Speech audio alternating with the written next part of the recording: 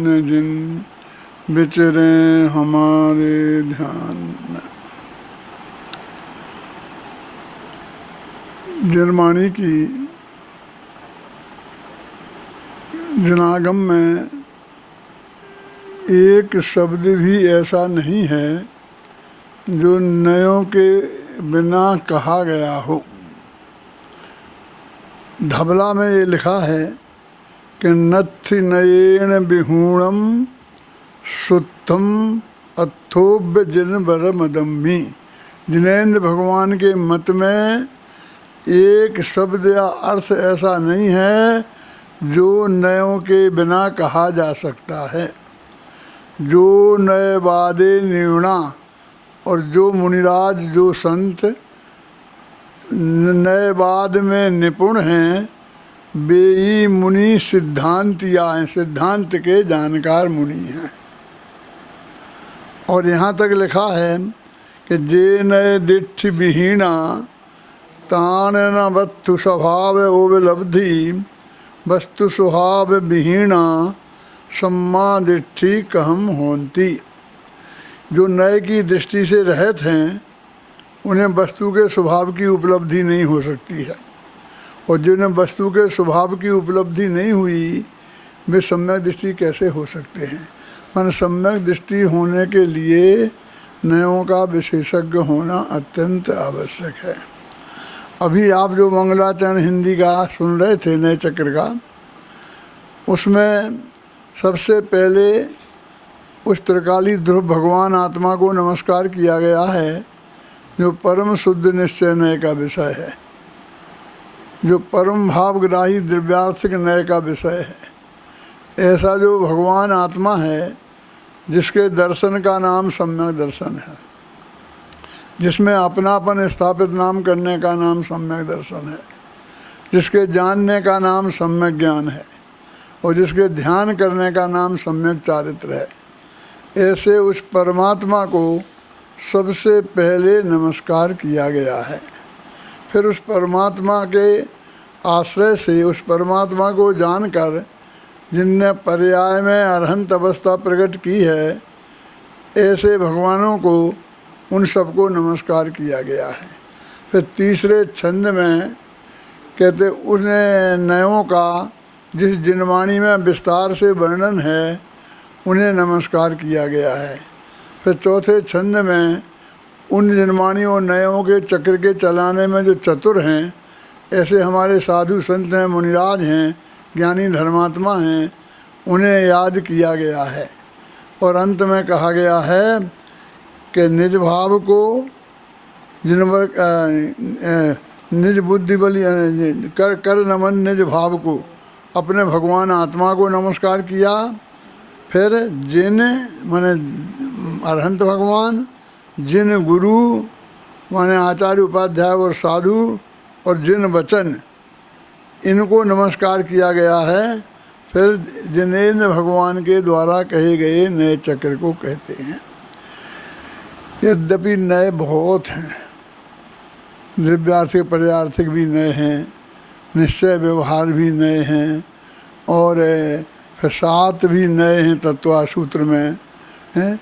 यहाँ तक कहा आचार्यों ने नए 1 प्रकार का है, नए 2 प्रकार के हैं, नए 3 प्रकार के हैं, ऐसे कहते कहते गए अनंत प्रकार के हैं। जितने वचन विकल्प हैं उतने नए हैं, अथवा जितने वस्तु के धर्म हैं, एक भगवान आत्मा के गुण हैं, उतने नए हैं, तो अनंत भी नए हैं। अब इन सब की चर्चा तो संभव नहीं है। अब यहाँ अपन निश्चय और व्यवहार इन 2 नयों की थोड़ी चर्चा करेंगे, और उपयोगिता बताने के संदर्भ में कि जिनमान आत्मा के दर्शन के लिए, सम्यक दर्शन के लिए, धर्म की प्राप्ति के लिए इन नयों की क्या उपयोगिता है और क्या आवश्यकता है।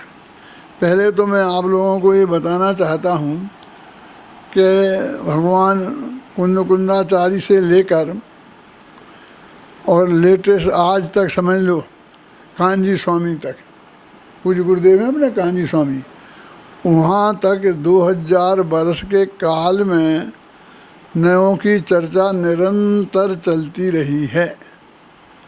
और कोई भी शास्त्र उठा के देखें तो उसमें इस नए से ऐसा है, उस नए से ऐसा है, उस नए से ऐसा है, वर्णन मिल जाएगा।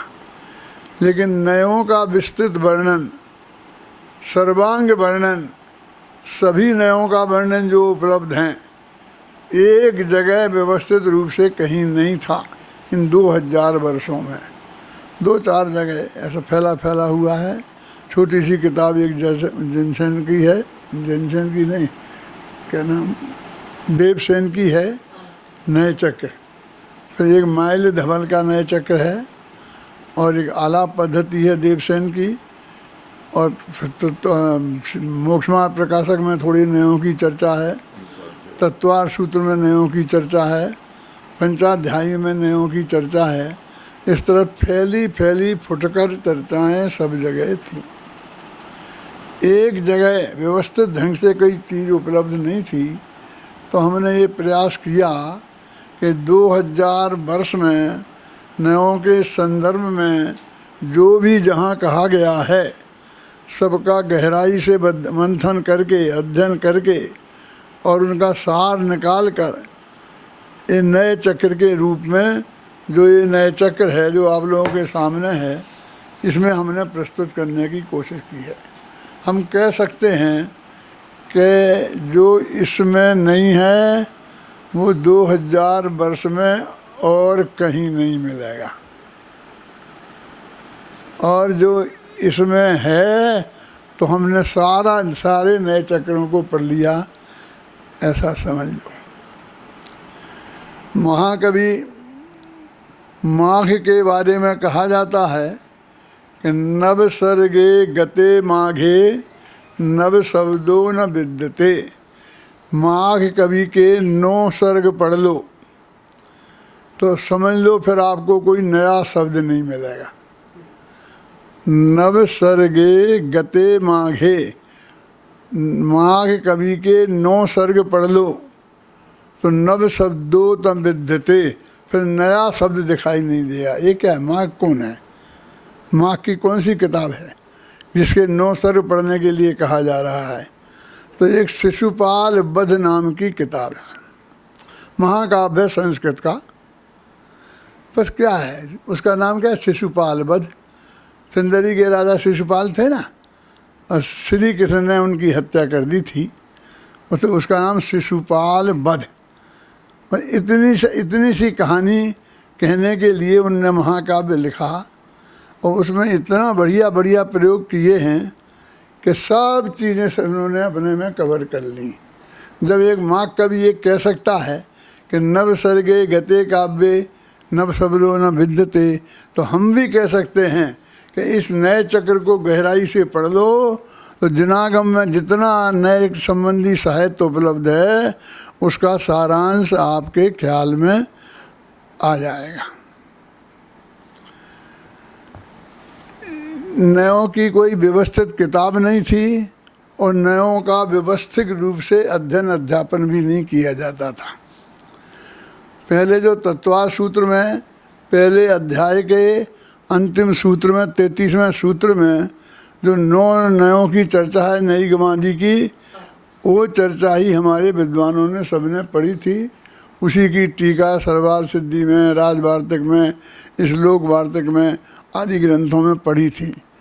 और अभी पूज्य गुरुदेव की प्रताप से जब से मोक्ष मार्ग प्रकाशक का अध्ययन किया जाने लगा, पुण्य टोडरमल जी के मोक्ष मार्ग प्रकाशक जन जन की वस्तु बना, तब से उसमें नयों की चक्र, निश्चयाभासी के प्रकरण में थोड़ी नयों की चर्चा आई है, तो वहाँ से वो नयों की चर्चा चलने लग गई। हम जब इस समाज में उदित होके आए तो मुमुक्षुओं में बस मोक्ष मार्ग प्रकाशक वाले नए चक्र ही चलते थे, और विद्वानों में तत्वा सूत्र के साथ नए चलते थे, और किन्हीं नयों की कहीं कोई चर्चा नहीं थी। अभी हम अब विचार करें गंभीरता से। आज का सब्जेक्ट है कि हम जिनवाणी के स्वाध्याय के लिए, हमें ध्यान तत्व ज्ञान की प्राप्ति के लिए नयों के ज्ञान की आवश्यकता क्या है। बहुत से लोग तो ये कहते हैं कि पहले नहीं था ना, और अभी हमने लिखा, व्यवस्थित रूप से सामने आया। ये तो बहुत हमारा सौभाग्य है कि पूज्य गुरुदेव श्री के सामने वो प्रकरण लिखा जा चुका था। यद्यपि मेरा विचार पहले द्रव्यार्थिक पर्यार्थिक न्यायों पर लिखने का था, लेकिन गुरुदेव का नाम से निश्चय व्यवहार न्यायों की चर्चा बहुत चलती थी और गुरुदेव के नाम पर विवाद भी बहुत चलता था, उन्हीं न्यायों की चर्चा के आधार पर, और वो मोक्ष मार्ग प्रकाशक के आधार पर चलती थी। तो मेरे मन में एक विकल्प था कि पूज्य गुरुदेव श्री की इतनी लंबी उम्र हो गई है, 90 के होने वाले हैं। ऐसी स्थिति में यदि मैं निश्चय व्यवहार न्यायों के संदर्भ में पूज्य गुरुदेव श्री के सामने लिख लूँ और वो प्रकाशित होके आ जाए और पूज्य गुरुदेव श्री उसे पढ़ लेवें, तो वो मेरी उस पर छाप लग जाए हैं, क्योंकि गुरुदेव की छाप लगे बिना मुमुक्षु मानने वाले नहीं हैं। भाग्य की बात है कि मैंने निश्चय व्यवहार पर लिखना सबसे पहले शुरू किया और मेरे को ऐसा सौभाग्य मिला कि उस नए चक्र की क्लास मुझे पूज्य गुरुदेव की उपस्थिति में सोनगढ़ में लेने का अवसर मिला और पूज्य गुरुदेव श्री उस क्लास में आद्योपांत बैठे। वे पढ़ने के लिए बैठे, मैं नहीं कहना चाहता हूँ, लेकिन राम जी भाई वो क्लास पहले लेते थे, थोड़ा इतिहास है, और उनकी उम्र बहुत ज़्यादा हो गई थी और दांत सब गायब हो गए थे। और वो आज जैसा ज़माना नहीं था कि एकदम नए दांत लगाए जा सकते हैं और पता ही नहीं चले कि नए हैं कि पुराने हैं, असली हैं कि नकली हैं। तो उनको मुँह से आवाज़ ही नहीं निकलती थी, फा फा ऐसा ऐसा बोलते थे। हम लोग उस क्लास में बैठते थे, तो उन्होंने कहा भाई अब मैं नहीं ले सकूँगा। तो कौन ले, राम जी भाई वाली क्लास, राम जी भाई की प्रतिष्ठा बहुत थी और कोई ऐसा विद्वान सामने नहीं आया कि जो उनकी क्लास लेवे। तो वो क्लास लालचंद भाई को दी गई। लालचंद भाई को तो आप लोग जानते ही होंगे, और 1 बरस तक वो क्लास लालचंद भाई ने ली, 1 बरस, और वहाँ पर पूज्य गुरुदेव श्री उस क्लास में बैठे, क्योंकि राम जी भाई की क्लास में भी पूज्य गुरुदेव श्री बैठते थे और सुनते थे। वो सहज परंपरा से वो चीज़ प्राप्त हुई। लेकिन 1 साल में ही जो भी परिस्थितियाँ बनी, उन परिस्थितियों में लालचंद भाई ने उस क्लास को लेने से मना कर दी कि अब मैं ये क्लास नहीं ले सकता। सोनगढ़ में मैं तो था नहीं, पाटनी जी थे। पाटनी जी जानते आप, अपने महामंत्री थे इस संस्था के, वे वहाँ पर मौजूद थे। वे सोनगढ़ के भी ट्रस्टी थे। तो वहाँ ये समस्या खड़ी हुई और उनसे कहा गया, गुरुदेव की तरफ से कहना आया कि यदि डॉक्टर हुकुमचंद जी एक क्लास ले लें तो बहुत अच्छा है। और मुझे पाटनी जी ने फ़ोन किया कि हाँ ऐसी ऐसी बात चल रही है और ये क्लास आपको लेना है। मैं उस वक्त नए चक्र पर लिख रहा था। पहले तो मैंने मना किया, लेकिन जब वे नहीं माने कि गुरुदेव श्री की आज्ञा है और गुरुदेव श्री की आज्ञा को उस वक्त कोई टालने की पोजीशन में नहीं था, तो आपको लेना ही पड़ेगी। तो मैंने कहा मैं नए चक्र पर लूँगा, क्योंकि मेरा ताज़ा अध्ययन किया हुआ विषय था और आत्मधर्म के संपादकीय के रूप में छप रहा था और 10-12 महीने वे छप चुका था, तो बहुत बड़ा हिस्सा आ गया था। तो मैंने वो क्लास वहाँ पर गुरुदेव की उपस्थिति में ली। वे सारी आत्मधर्म की फाइलें रखीं और कहीं नए चक्र नाम की किताब भी नहीं मिलती थी। तो पता किया कि भारतीय ज्ञान पीठ ने अभी 2-4 साल पहले एक किताब छापी थी, माल्य धवल की, उसका नाम था नए चक्र, द्रव्य स्वभाव प्रकाशक नए चक्र। तो हमने पता किया तो वहाँ किताब वो 500 ही छापी थी उन्हें, और एक भी नहीं बिकी थी। जितनी किताबें उन्हें भेंट में दे दी होंगी विद्वानों को, वो ही गई थी, और बाकी सब किताबें वहाँ रखी थी।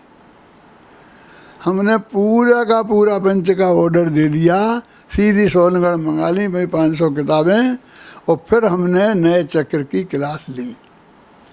हमारे वो आत्म धर्म के संपादकीय थे 8-10 महीने के, और वो माइल धवल की किताब थी, और पूज्य गुरुदेव श्री के सामने वो सारे विवादस्थ विषय जिन पर बहुत चर्चा चलती थी, और जिसकी वजह से इसे नया चक्कर कहा जाता था कि इन्होंने सोनगढ़ वालों ने एक नया चक्कर चलाया है। तो मैंने यहीं से लिखना शुरू किया कि ये नया चक्कर नहीं है, ये तुम्हारे पुराने चक्कर से निकालने के लिए ये वो चक्रवर्ती का चक्र रत्न है, दिग्विजय का चक्र रत्न है। तो मैं आपको इसकी उपयोगिता के संदर्भ में बहुत सरल भाषा में, ये थोड़ा सा इतिहास मैंने बताया, मैं आपको बताना चाहता हूँ कि पूज्य गुरुदेव श्री की उपस्थिति में इन नए चक्र के इस हिस्से को मैंने सभा में क्लास में पढ़ाया है, और गुरुदेव वहाँ सोनगढ़ के सारे विद्वान तो बैठे ही थे, जितने लोग शिविर में आए थे वे सब बैठे थे, और गुरुदेव श्री भी विराजे थे, तो उनका भी सुना हुआ है। और आज आपने मुझे फिर एक विषय दिया है, पहले गुरुदेव श्री ने दिया था, अभी राजकुमार ने दिया है, इस विषय इसके की उपयोगिता बताएं। देखो कैसी विचित्र बात है, ये सब भारत देश अपना है ना, इसकी नागरिकता अपन को प्राप्त है ना, इसका आधार कार्ड अपने पास है ना, तो ये भारत देश अपना है कि नहीं है? क्या अब अपना है? कैसी बात करते हो अपना है? कैसा अपना है? इस सारे देश में 1 इंच ज़मीन तो ऐसी है नहीं जो हमारे नाम हो, जिसे हम अपनी कह सकते हों। और हमारी ही बात नहीं है, इस देश का सबसे पहला जो गृह मंत्री था, गृह मंत्री थे ना, लाल बहादुर शास्त्री, उनको भी 1 इंच ज़मीन सारे देश में उनके नाम नहीं थी, कहते थे गृह विहीन गृह मंत्री। और फिर वो प्रधानमंत्री भी बना दूसरा नेहरू जी के पास। ये कोई बड़ी बात, तो 1 इंच ज़मीन हमारे नाम नहीं है, फिर भी हम भारतवासी हैं कि नहीं हैं? 1 इंच ज़मीन तो तुम्हारे नाम है नहीं, और पूरा भारतवर्ष तुम्हारा है कि हाँ उस पर जान लगाने की, बाजी लगाने के लिए हम तैयार हैं मरने उड़ने के लिए। एक नए तो ऐसा है जो पूरे भारतवर्ष को अपना कहता है, और एक नए ऐसा है जो केवल ज्ञान को भी अपना नहीं कहता है, सम्यक दर्शन ज्ञान चारित्र को भी अपना नहीं कहता है। एक त्रिकाली ध्रुव भगवान आत्मा है, वो ही मैं हूँ और कुछ मेरा नहीं है। दो है ना निश्चय, 4 प्रकार के निश्चय हैं और 4 प्रकार के व्यवहार हैं। उसमें पहला व्यवहार और अंतिम निश्चय। पहला व्यवहार ये है कि ये देश हमारा है, ये दुनिया हमारी है, ख्याल में आई ना। इसको शास्त्रीय भाषा में बोलते हैं उपचरित असद्भूत व्यवहार न। असद्भूत माने जो ये वास्तव में सच्चा नहीं है, सद्भूत नहीं है, उसे नाम में ही डाल दिया असद्भूत, ऐसा नए जो है ही नहीं। और उपचरित के उपचार से कहते हैं, वास्तविक तो कहे है ही नहीं, वे व्यवहार भी नहीं है, बस उपचार से कह देते हैं। उपचरित असद्भूत और व्यवहार माने है नहीं कहा जाता है, और नए एक ज्ञान का अंश है, ये अज्ञान का अंश नहीं है। इसका खाता कितना बड़ा है मालूम आपको?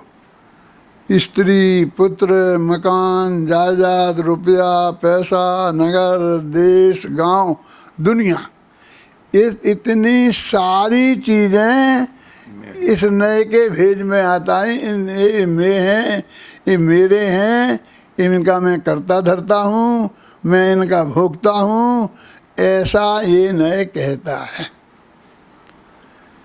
यदि ये नए नहीं हो तो आप अपने को भारतवासी नहीं कह सकेंगे। यदि इस नए को आप सच्चा नहीं माने तो आप आपको राजस्थानी नहीं कह सकेंगे। इस नए को सच्चा नहीं माने तो आप अपने को मनुष्य नहीं कह सकेंगे, आप अपने को जैन नहीं कह सकेंगे। माने ये सब के खाते में इस नए के अंतर्गत आते हैं। कह पाएंगे तो कह पाएंगे, नहीं कह पाएंगे तो नहीं कह पाएंगे। जो सफ़ेद झूठ है उसको हम क्यों माने? अकेली बात तुम्हारी नहीं है। इस भरत क्षेत्र के पहले चक्रवर्ती भरत थे और पहले तीर्थंकर आदिनाथ थे, और आदिनाथ की 2 पत्नियां थीं और एक पत्नी के 100 पुत्र थे और दूसरी पत्नी का 1 पुत्र और 1 पुत्री थी। ये भी नहीं कह सकेंगे। सारा प्रथमान योग इस नए के आधार पर खड़ा हुआ है। जब हम ये कहते हैं कि ये नए अभूतार्थ है, जब हम ये कहते हैं कि ये नए झूठा है, इसे असत्यार्थ है। अभी मैं राजमल जी की चर्चा नहीं करना चाहता हूँ, ज़्यादा उलझाना नहीं चाहता हूँ, लेकिन तो फिर आप सारे पुराण साहित्य को आप अलग करना पड़ेगा। पूरा प्रथमान योग इस पर खड़ा है। ये 24 तीर्थंकर होते हैं, भारतवर्ष के हैं, अयोध्या के राजा थे, इनकी रानियाँ थीं, इनके बच्चे थे। ये सारा कथन इस नए का है। बोलो ये व्यवहार चलाना है कि नहीं चलाना है? तो जिसे हम सबसे झूठा कहते हैं, असत्यार्थ कहते हैं, क्यों? उसके बिना पूरा प्रथमान योग साफ हो जाएगा, इसके ऊपर चलने वाला सारा व्यवहार साफ हो जाएगा। कि नहीं तो फिर तो मानना पड़ेगा। मानना क्या पड़ेगा? मानते ही हैं ना। कि आपके चित्त में कभी शंका खड़ी हुई? सुनील, विचार करो कि ये देश हमारा नहीं है, कभी विकल्प आया? हम सब मानते हैं कि हमारा देश है। हम गुजराती हैं, हम मराठी हैं, हम हिंदी हैं, ये हम सब मानते हैं कि नहीं मानते हैं? हमारे पिता का नाम ये है, हमारी माँ का नाम ये है, हमारे माता पिता ये हैं, हमारे बाल बच्चे ये हैं, ये सारा हम बिल्कुल मानते ही हैं। बोलो मानते रहना है। सारी दुनिया का परिग्रह अपने साथ रखना है, माँ बाप को भी अपने साथ रखना है। कि तो अनुवृत्त महावृत्त लेने के नहीं लेने, मुनिराज बनना है कि नहीं बनना है, मोक्ष में जाना है कि नहीं जाना है। यदि ये सब चीज़ें छोड़ने लायक हैं और नग्न दिगंबर दशा ही वास्तव में धर्म है, हमारे कुंदाचार्य देव हैं, अथवा हमारे सब तीर्थंकर भी नग्न दशा धारण करके गए थे ना। तो ये जो हमारा है ये सारा चरणान योग, जिसमें 5 अनुवृत्त और 5 महावृत्त, ये सब जिसके आधार पर खड़े हुए हैं, वो सारा चरणान योग साफ हो जाएगा। यदि इसे नहीं मानेंगे तो प्रथमान योग साफ हो जाएगा और चरणान योग साफ हो जाएगा। यदि हम इस नए को नहीं मानते हैं, मोटा नहीं, तो स्वस्त्री और परस्त्री का भेद नहीं रहेगा, क्योंकि वैसे तो सभी पर हैं। क्यों? यदि हम सबको पर माने तो हम नग्न दिगंबर साधु हो जाएंगे, हो जाना चाहिए। और यदि हम सबको स्व मान लें तो हमारी हालत पशुओं जैसी हो जाएगी। हम पशुओं से कुछ अलग हैं क्या? नहीं। वहाँ कोई ऐसा भेद नहीं है कि ये इसकी पति है, इसकी पत्नी। पशुओं में नहीं है ना, और हम में है। तो आदमी और पशु में अंतर क्या है? हमें स्वस्त्री परस्त्री स्वघर परघर इनका भेद करते हैं ना, 5 पाप का त्याग जिनके आधार पर हम करते हैं, अनुव्रत लेते हैं, तो ये सारा चारित्र चरणान योग और वो सारा प्रथमान योग इस व्यवहार नय के आधार पर खड़ा है। जो व्यवहार नय स्त्री पुत्र मकान जायदाद रुपये पैसे को अपने पर कहता है, ऐसा भी मानना तो पड़ेगा। लेकिन फिर आपको इस संसार में ही रहना है कि संसार छोड़ के मोक्ष में जाना? मोक्ष मार्ग की बात चल रही ना, कि मोक्ष मार्ग में इनकी क्या उपयोगिता है? तो मोक्ष में जाना है, हाँ के जाना है तो ले दौलत प्राण प्रिया को तुम मुक्ति ना जाने पाओगे, यदि एकाकी चल पड़े नहीं तो यहीं खड़े रह जाओगे। ये छोड़े बिना मोक्ष मार्ग हो जाएगा? मुनि हो जाएगा कोई? ये घर मकान जायदाद स्त्री पुत्र छोड़ो, माँ बाप को भी छोड़े बिना कोई मुनि हो जाएगा? जब मुनि अवस्था धारण करते हैं तो स्त्री पुत्र मकान आदि को छोड़ने के अलावा माँ बाप को भी छोड़ना पड़ता है ना।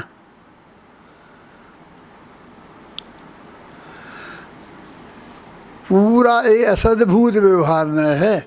असद्भूत माने जो वास्तव में नहीं है, उसका नाम ही असद्भूत है। लेकिन व्यवहार माने फिर भी उसे अपना कहा जाता है। और ये उपचरित और अनुपचरित में क्या फर्क है? बहुत सहजता में मैं बताता हूँ। जिसका जीवन, जिसका साथ हमारे जन्म से लेके मरण तक रहे वो अनुपचरित, और जिसका साथ जन्म से मरण तक नहीं रहे, बीच में ही हो और बीच में ही छूट जाए, उसको बोलते हैं उपचरित। क्यों? क्योंकि हमें इनसे भेद विज्ञान कराना है। शरीर में नहीं हूँ, स्त्री में नहीं हूँ, मकान में नहीं हूँ, जायदाद में नहीं हूँ, रुपया पैसा में नहीं हूँ, इनसे भेद विज्ञान कराना है। तो जो चीज़ हमारे जन्म के बाद आई तो हमें पता है कि ये पहले हमारे पास नहीं थी और बाद में आई है, तो हमसे जुदी है। और जो हमारे जिंदा रहते ही चली जाती है तो उसका भी पता चल जाता है। क्या क्या इसके ये हमारे चली जाएगी, समझ में आए ना?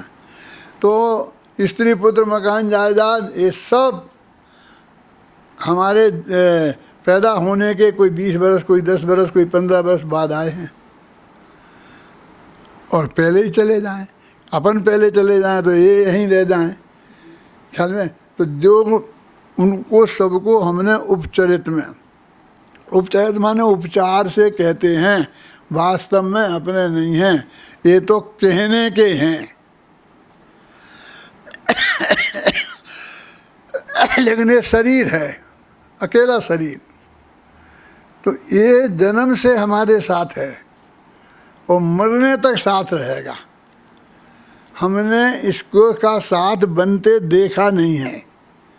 जब से देखा जाना है तब से ये एक साथ ही है, और हम मरने तक साथ छूटेगा नहीं।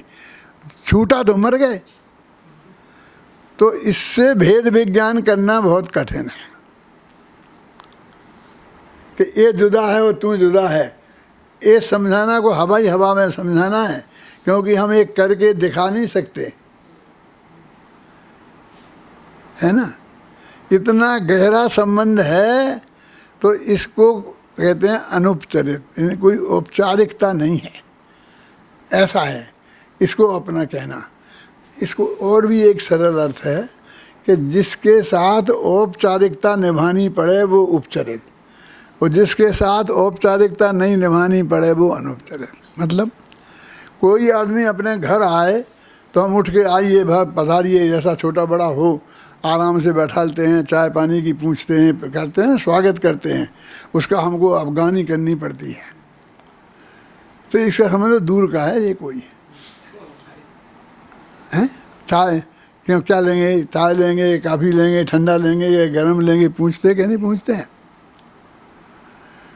लेकिन हमारा ही बेटा है और वो हमारे घर आए तो हम कहते हैं आइए आइए आइए, क्या ठंडा लेंगे या गर्म पूछते हैं? नहीं पूछते। आए तो आ जाए, पिए तो पी ले, नहीं पिए तो नहीं पिए। क्यों? तो ज्यों ज्यों औपचारिकता कम होती जाती है त्यों त्यों नज़दीकी बढ़ती जाती है, अथवा नज़दीकी बढ़ती है तो औपचारिकता कम होती है। लेकिन ये शरीर के साथ तो ऐसा है कि बिल्कुल भी औपचारिकता नहीं है। जब यही आता है तो हम इससे कहते हैं आइए आइए, ऐसा बोलते हैं, हैं? क्यों? यदि कोई आदमी बाहर का आता है और हम चड्डी बनियान में बैठे हैं तो फटाफट उसके पजामा पहन लेते हैं, ऊपर चदरा ओढ़ लेते हैं, कुर्ता पहन लेते हैं। औपचारिकता निभानी पड़ती कि नहीं पड़ती है? लेकिन हमारा ही बच्चा आए तो बैठे रहते हैं, कोई हम बात नहीं, चिंता नहीं करते, चड्डी में ही बैठे रहते हैं। कोई औपचारिकता तो नहीं निभानी पड़ती ना। लेकिन उससे भी चड्डी में बैठे रह सकते हैं, बिना चड्डी के तो नहीं बैठे रह सकते हैं। मैंने इतनी औपचारिकता तो निभानी ही पड़ती है, लेकिन अपने शरीर के साथ इतनी भी नहीं निभानी पड़ती। बाथरूम में तो आप चले जाते हैं, नहाते हैं, लेटरिन बाथरूम करते हैं तो सब कपड़े ही खोल देते हैं। कोई औपचारिकता नहीं निभानी पड़ती हमें अपने शरीर के साथ, कि उसके लिए हमारे एक पहनना। तो इससे शरीर को अनौपचारिक कहते हैं। और बाकी सबके साथ जो औपचारिकता निभानी पड़ती है, हमने ये सारी दुनिया को, दुनिया में पर पदार्थों को, जिसमें शरीर भी है, स्त्री पुत्र मकान जायदाद है, दो भागों में बांट दिया। एक तो वे के जिनके साथ औपचारिकता निभानी पड़े, जन्म के बाद आए हैं और मरने के पहले चले जाएंगे। और दूसरे वो के जो जन्म के साथ आए हैं, मरने के पहले जाएंगे नहीं, और जिनके साथ औपचारिकता नहीं निभानी पड़े उनको रखा हमने अनुपचरित में, कोई औपचारिकता नहीं निभानी है, और बाकी को रखा उपचरित में। ये जो असद्भूत नय है, इसके आधार पर देखो प्रथमान योग खड़ा है। बोलते ना ये इनका पुत्र है, ये इनका माँ है, ये इनके बाप है, ये भाई है। इन पर चरुणान योग खड़ा है। एक मांस मछली ये सब जीव हैं, हमें ये नहीं खाना चाहिए, इसमें जीव होता है। तो ये सारा चरुणान योग इस शरीर को जीव मान के ही, कोई आत्मा को कोई खाता है? शरीर को ही खाते हैं ना, और उसको ही हम हिंसा कहते हैं कि नहीं? ये सारा चरुणान योग इसके आधार पर ही खड़ा हुआ है। फिर हम कहते हैं कि आत्मा में रोग मोह राग देश के परिणाम होते हैं। तो ये सद्भूत माने ये हैं, वास्तव में आत्मा में हैं, आत्मा में पैदा होते हैं, ये कहीं बाहर से नहीं आए हैं, इसलिए तो ये सद्भूत। और दूर के हैं इसलिए उपचरित। राग देश को अपन दूर का मानते हैं ना, और सम्मत ज्ञान चाहत्र को नज़दीक का, निर्मल परायों को, इसलिए वो है अनुपचरित में। सम्यक दर्शन ज्ञान चरित केवल ज्ञान आत्मा के अनुपचरित हैं, और ये राग देश मोह के भाव ये उपचरित हैं, लेकिन हैं दोनों आत्मा में। आत्मा में पैदा होते हैं इसलिए सद्भूत हैं, उपचरित अनुपचरित हैं इसलिए दो भेद इनके किए गए हैं, और आत्मा के कहे जाते हैं इसलिए व्यवहार हैं। लेकिन फिर भी राग देश मोह को भी रखना है कि छोड़ना है? इन्हें भी छोड़ना है ना। तो इसलिए उन्हें ऐसा कहते, भैया ये तेरे नहीं हैं, क्योंकि तेरे हैं कहते रहेंगे तो कोई आदमी अपने को नहीं छोड़ना चाहता। तुझे ये बताना है कि छोड़ना है, यदि छुड़वाना है, राग देश को नाश कराना है, तो उसके फिर कहते ये जुदा है और तू जुदा है। यहाँ तक कि समय सार के संवर अधिकार की पहली दूसरी तीसरी गाथा में 181वीं गाथा में कह दिया कि इनमें प्रवेश भेद है। टीका में कहा है कि इनमें प्रदेश भेद है, जबकि द्रव्य पर्याय में प्रदेश भेद कभी नहीं होता है। तो क्यों कहा? ऐसी क्या ज़रूरत पड़ गई थी कि जो बात सही नहीं है फिर भी ऐसी कही? ये पड़ गई थी कि इसको ये लहे कि हमें तुझे राग नष्ट करना है, कि हाँ करना है, लेकिन राग और तू एक ही है, इनमें प्रदेश भेद नहीं है। तो राग मरेगा तो बेटा तू भी मर जाएगा। कहीं मैं मर जाऊंगा, यहाँ तो मुझे नहीं करना, इस कीमत पे नहीं करना, अपना नाश हो जाए इस कीमत पे नहीं करना।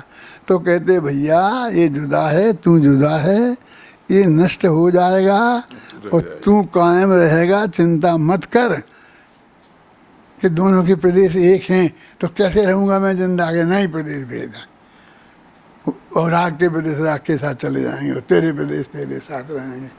तो वो अध्यात्म के जोर में वो बात भी कही है, उन्हें दूर का है इसलिए उपचरित कहा। और सम्यक दर्शन ज्ञान चारित्र निर्मल पर्याय हैं, वो जाने वाली नहीं है कहीं, वे अत्यंत नज़दीक की हैं, वो आत्मा का हित पैदा करने वाली हैं, इसलिए उन्हें अनुपचरित व्यवहार कहा। इस तरह पर और पर्याय एक शब्द में, पर में असद्भूत व्यवहार न है और पर्याय में सद्भूत व्यवहार न है। तो विकारी और अविकारी पर्याय दो हो गई तो उसके दो भेद हो गए, सद्भूत में उपचरित तो अनुपचरित। और इसमें एक शरीर साथ जिंदगी भर रहने वाला शरीर और बाकी स्त्री पुत्र आदि, ये इनका सब पे ये चारों अनियोग खड़े हैं। देखो कर्म के उदय से होने वाला राग, वे भाव कर्म, सम्बन्ध दर्शन ज्ञान चारित्र, ये सब इनके आधार पर चारों अनियोग खड़े हैं। क्या इसलिए इनको, इन नयों को जिनवाणी में बताया, इनको नहीं समझेंगे तो भाई सही स्वरूप हमारी समझ में नहीं आएगा और हमें सबको त्याग करके भगवान आत्मा की नहीं जा पाए। तो वो कहते हैं कि फिर चार निश्चय नए आते हैं। देखो तो थोड़ा सा राई के ओट में पहाड़ है, आत्मा का राग ये है उपचरित सद्भूत व्यवहार, आत्मा रागी ये है अशुद्ध निश्चय में। जब इन दोनों में अभेद बताया जाए तो उसे निश्चय बोलते हैं, और भिन्नता बताई जाए तो उसे व्यवहार बोलते हैं। एक संयोग का व्यवहार होता है असद्भुत व्यवहार, और एक भेद व्यवहार होता है ये सद्भुत व्यवहार। भेद है, ये भेद बताया ना। इसलिए तो एक कहते हैं कि वो ये राग निकल जाएगा, तू रह जाएगा, तू बीतरागी रह जाएगा और आधे राग निकल जाएगा। तो राग में हे बुद्धि कराना है और भगवान आत्मा में उपादेय बुद्धि कराना है। यदि हमने राग में अपनापन कर लिया कि ये राग ही मैं हूँ, तो फिर हम राग का नाश नहीं करेंगे, क्योंकि राग का नाश होने के साथ तो हमारा ही नाश हो जाएगा। है? तो कहते सम्यक दर्शन ज्ञान चारित्र में तो नहीं है, ये तो सिद्ध दशा तक रहते हैं, ये तो कभी नष्ट नहीं होते हैं, तो उनको तुम व्यवहार क्यों कहते हैं? कि राग अभी अनादि से है और आज तक है, लेकिन कल नहीं रहेगा, अनंत काल तक। और सम्यक दर्शन अनंत काल तक रहेगा, सम्यक ज्ञान अनंत काल तक रहेगा, सम्यक चारित्र अनंत काल तक रहेगा, लेकिन अनादि काल से नहीं था। और हमारी एक शर्त है कि हम तो अनादि अनंत हैं। तो रागादिक अनादि हैं, लेकिन उनका अंत हो जाता है। सम्यक दर्शन ज्ञान चारित्र अनंत तक रहते हैं, लेकिन अनादि से नहीं है। तो नहीं, फिर ऐसा मानना पड़ा जब हम सम्यक दृष्टि नहीं थे, हम थे कि नहीं थे, फिर हम निगोद से आए हैं, एक हिंदी दो हिंदी की पर्याय में गए हैं, वो बातें सब झूठी हो जाएंगी, वो तो सच्ची है ना। तो इस तरह से इन नयों को ये मानना स्वरूप। अब ये कहते हैं कि अब जो चीज़ अनादि अनंत हो, ज्ञानानंद स्वभावी हो, वो मैं हूँ, तो वो ऐसी चीज़ उसमें हम अपनापन स्थापित करेंगे। देखो पर्याय में अपनापन स्थापित करने से अनंत दुख होता है। कैसे होगा? मैंने ये मान लिया कि मैं मनुष्य हूँ, तो अनंत दुख कैसे हो जाएगा? जरा विचार करो, सबसे ज़्यादा दुख कहाँ है, कौन सी गति में है? सब लोग कहते हैं नरक गति में, नरक गति में। अरे नरक गति में तो सैनी पंचेंद्री होते हैं, त्रिंच गति में निगोद शामिल है, इसलिए त्रिंच गति में सबसे ज़्यादा दुख हैं। छड़ाला में दुखों का वर्णन किया तो पहले त्रिंच गति के दुखों का वर्णन किया है? तो त्रिंच गति के दुखों का वर्णन किया। अनादि से ये आत्मा त्रिंच गति में निगोद में है। क्या दुख है निगोद में?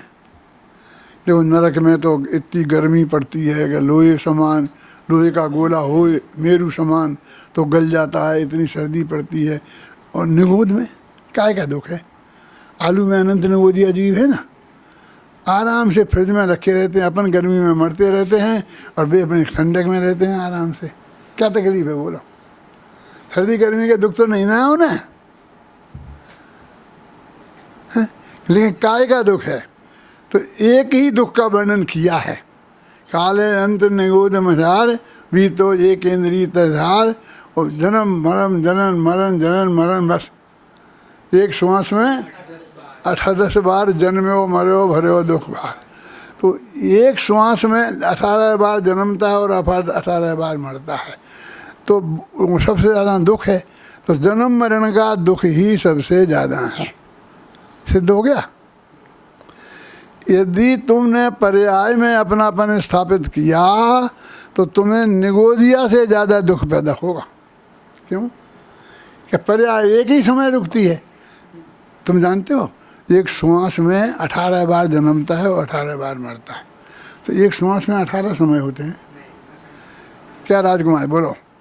18 समय होते हैं। एक श्वास में तो अनंत समय होते हैं। तो अभी तो 18 ही बार जन्मा मरा, काय का ज़्यादा दुख है? लेकिन हमारी पर्याय तो हर समय बदलती है ना। तो हमने पर्याय में अपनापन माना तो हर समय हमें मौत का दुख हुआ। अभी यहाँ तुम समझ रहे हम बहुत मज़े में हैं, लेकिन पर्याय में एकत्व बुद्धि वाला प्रति समय निगोद का दुख पा रहा है? इसलिए इसका उपाय क्या है कि या तो पर्याय पक्की हो जाए, लंबे काल की हो जाए। अपन देखते हैं ना स्वर्गों में जितना जितना लंबा काल है, सर्वासिद्धि में 33 साल मज़ा आ जाएगा, 33 साल के तो मज़ा लूटेंगे। कैसे मज़ा लूटोगे? ज़रा सुनना मेरी बात, खतर में घबराना नहीं। अपन हैं, अपना परिवार है, रिश्तेदार हैं, और हम जब लोग इकट्ठे होते हैं गांव में, तो जयपुर में ही 100 आदमी इकट्ठे हो जाते हैं। अकेले परिवारों वालों को इकट्ठा करते हैं ना, नज़दीक के रिश्तेदारों को, तो 100 आदमी इकट्ठे हो जाते हैं। इतना हमारा परिकर है ना सुख दुख में साथ रहने के लिए। और तुम हजारों विद्यार्थी हो, तुम हमारे नहीं हो। हमारे सुख दुख में हमारे साथ खड़े नहीं रहोगे ना। तो इतने हजारों विद्यार्थी हैं, इतना बड़ा परिकर है हमारे साथ। अब सर्वासिद्धि चले जाओगे तो बोलो कितनी पत्नियां होंगी तुम्हारी? क्यों? अरे वे तो नीचे होती हैं, नीचे के स्वर्ग में होती हैं, ऊपर तो नहीं होती। वे तो ब्रह्मचारी हैं, पत्नी नहीं, तो बाल बच्चे होने का सवाल ही नहीं है। कोई नहीं और अकेले, और 33 सागर तक। बेटा 5 दिन को बाल बच्चों को भेज दो जरा घर मामा के यहाँ, और फिर रहो, तो घर काटने को फिरता है। रह सकते हो राजकुमार? मैं तो नहीं रह सकता। इतने विद्यार्थी हैं चारों तरफ हूँ, नहीं मैं अकेला नहीं रह सकता। मैं तो ये समझ लो आप, 33 सागर तक बिल्कुल अकेले रहना, इतना सुख है वहाँ। और वो तो सुनाते हैं ना अपना सौधर्मेंद्र है, उसकी रति इतनी होती है ना। तो इनमें क्या होता है, कहते एक सौधर्मेंद्र होता है तो उसकी ज़िंदगी में 40 लीन इंद्राणियाँ ख़त्म हो जाती हैं। नील समझते हो? मैं नहीं समझता हूँ।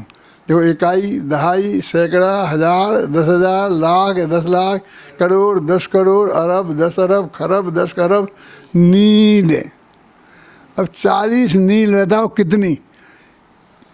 अब एक बहुत सुंदर बढ़िया सेवा भावी पत्नी है हमारी, जो निरंतर हमारे को सब तरह से निश्चिंत रखती है, उससे हमारा बहुत, यदि ऐसी पत्नी का वियोग हो जाए तो कितना दुख होता है।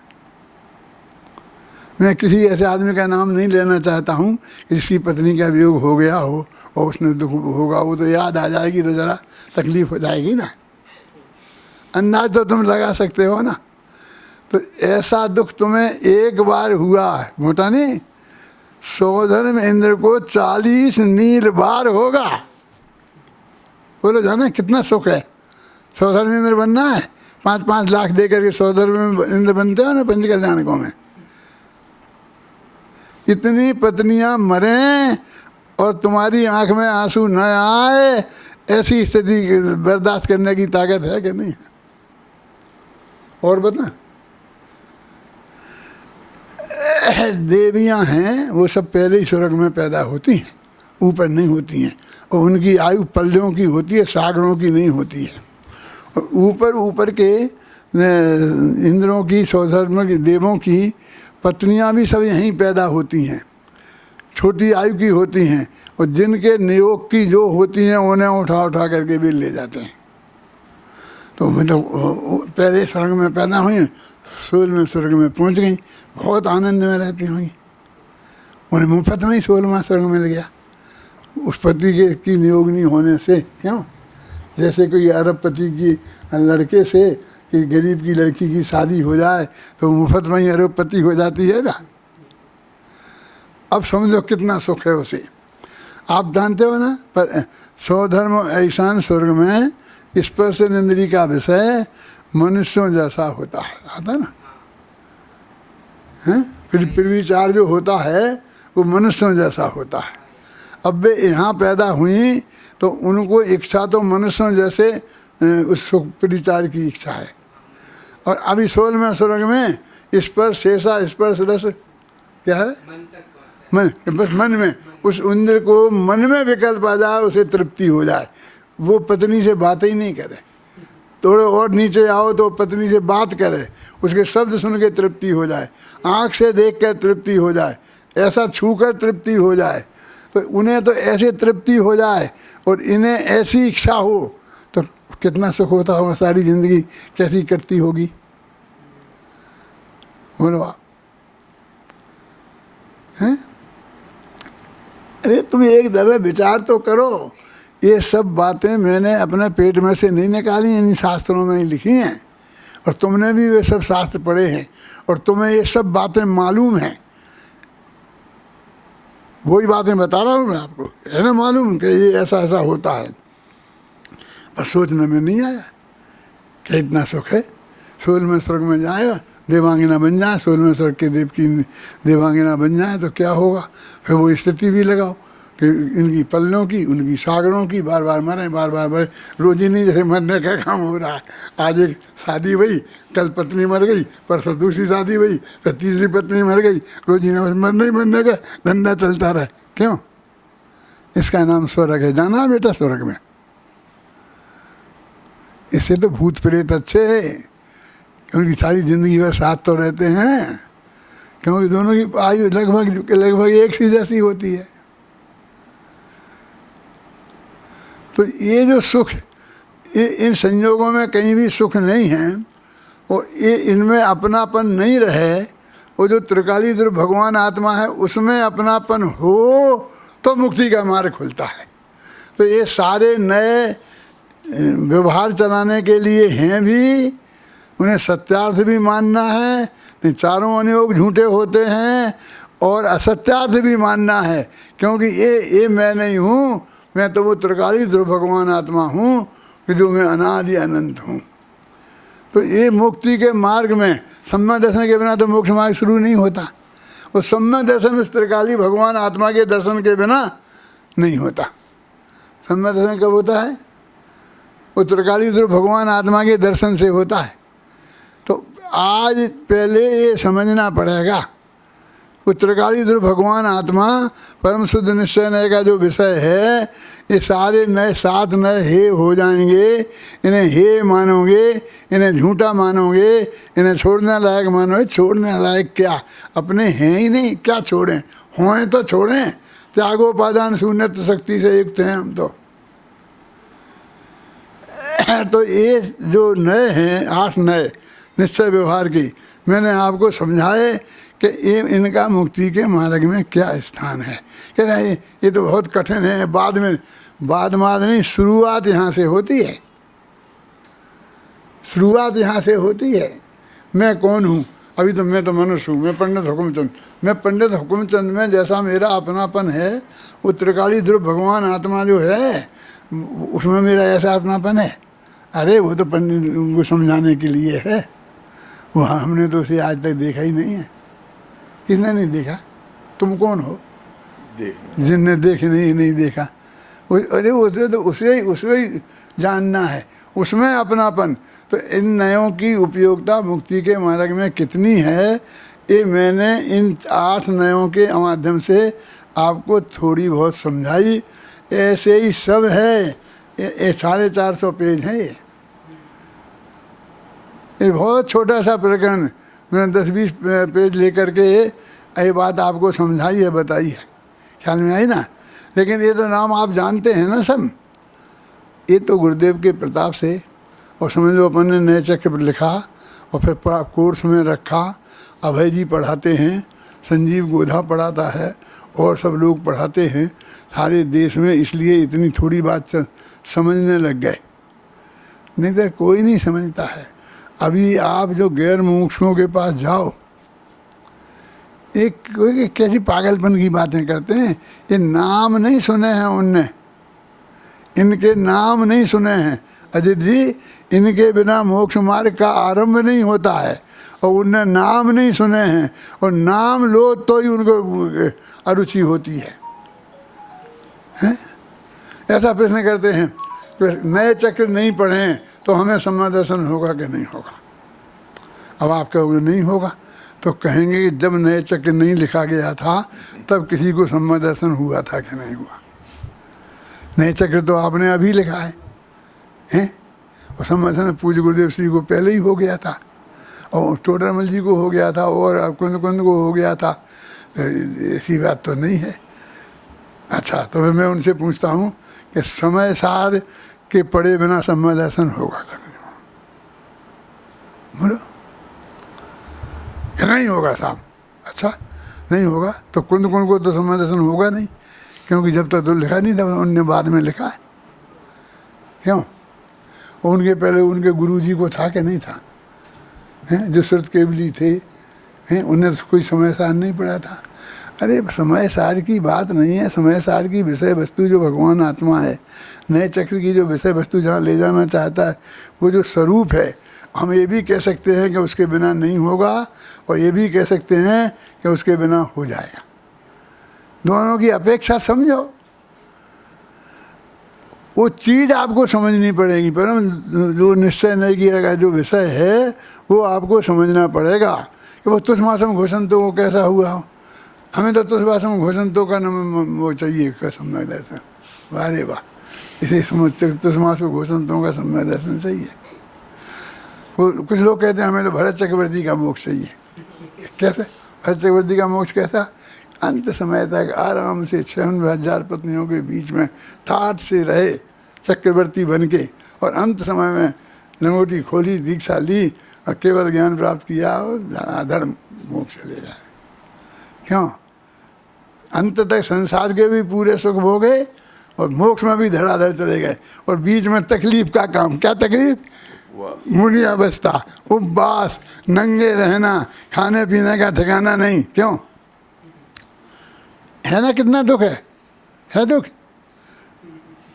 क्यों? आखिर मैं तुमसे पूछ रहा हूँ, ये बताओ, छठवें गुणस्थान वाले मुनिराज हैं, उन्हें ज़्यादा सुख है कि चौथे गुणस्थान वाले को? पहले की नहीं कह रहा हूँ मैं, तुम लोगों को फांसी पे नहीं चढ़ा रहा हूँ।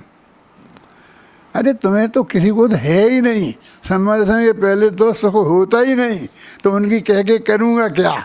लेकिन तो आता है ना, सम्यक दृष्टि श्रावक वृत्तानंद वियोजक असंख्य गुणी निर्जरा है, शुद्धि की वृद्धि है। शुद्धि की वृद्धि माने आनंद की वृद्धि है। तो मुनिराज को चौथे गुण स्थान वाले से असंग गुणित असंग गुणित असंग गुणित असंग गुणित इतना ज़्यादा सुख है। हमें तो सर्दी गर्मी दिखती है, हमें तो ये दिखता है, ये सुख दिखता है, और वो दिखता नहीं है। तो हम क्या करें? अभी वस्तु के से नहीं समझेगा नयों को तो वस्तु का स्वरूप समझ में नहीं आएगा। अभी तो यही समझना कठिन है। ये गुरुदेव तो बोलते थे काने पढ़ना दुर्लभ है। काने पढ़ना दुर्लभ है माने क्या? ये तो बिल्कुल कठिन है। हम तो यहाँ बापू नगर में ही रहते हैं, इतने लोग हैं, चाहे जब आएँ और चाहे जब सुने, और इतने सब अब तो कैसेट हो गए हैं, और सब ले जाएं और घर पर रोजी ना सुने, कौन रोकता है बोलो? अरे उनका ही मन रोकता है। संसार समुद्र का किनारा दूर है, वो रोकता है। किसी दूसरे का कोई दोष नहीं है। हमारा संसार समुद्र का किनारा नज़दीक आएगा तो हमें ये समझने का भाव आएगा, और हम समझेंगे ये जैन दर्शन नयों का स्वरूप समझे बिना जैन दर्शन समझ में नहीं आता है। जैन दर्शन का मर्म समझ में नहीं आएगा तो मुक्ति का मार्ग आरंभ नहीं होगा। इसलिए मैं सब कहते हैं कि ऐसा विरोध भाव छोड़कर नयों का ज्ञान किसी भी किताब से करो। मेरी किताब से हो जाए तो बहुत अच्छी बात है, और नहीं करो तो जो भी किताब से आपको हो सकता हो करो, लेकिन नयों का ज्ञान अत्यंत आवश्यक है। उसे आप सब लोग करें।